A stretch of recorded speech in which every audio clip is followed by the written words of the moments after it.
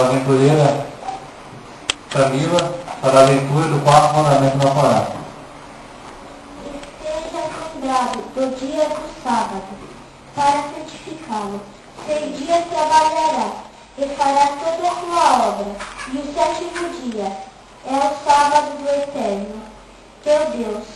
Não farás nenhuma obra, tu, teu filho, tua filha, teu servo, tua serva, teu animal e teu peregrino, que estiver em tua cidade. Porque em 6 dias o Eterno, os céus e a terra, e o mar e tudo que há nele, e repousou no 7º dia.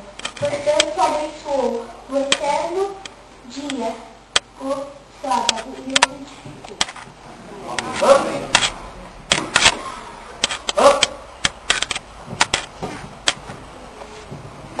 Como símbolo de reverência para com a lei, nós agora faremos, os desbravadores, os aventureiros tiraram o lenço, que é o símbolo maior deles, nosso.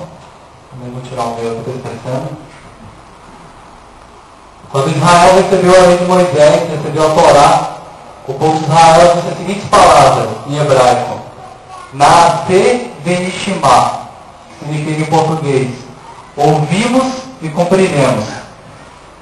E Paulo diz em Romanos que mais importa aqueles que são judeus interiormente, ou seja, todos nós somos judeus. E como bons judeus, após a leitura do quarto mandamento, nós também faremos o mesmo voto, a mesma aliança que o povo de Israel fez com Moisés e com Deus. Então eu vou falar em hebraico e vocês vão repetir. Eu vou falar em português e vocês vão repetir. Naaseh venishma. Ouvimos e cumpriremos. O Senhor Deus de Israel... Não, agora eu sei repetir.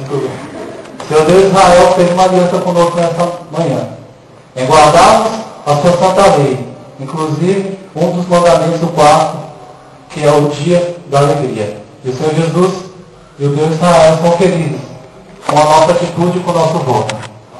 A igreja agora pode sentar, poder sentar.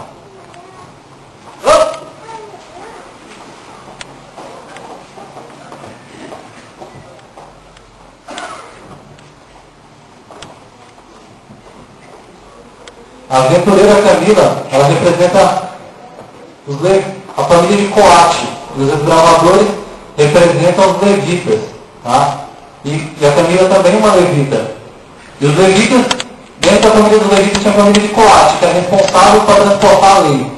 E ela agora entregará a lei, a Torá, para o sacerdote dessa igreja, nosso primeiro ancião, o irmão Valdeci. E ele passará a Torá para o irmão Noel, que é o nosso sumo sacerdote dessa manhã.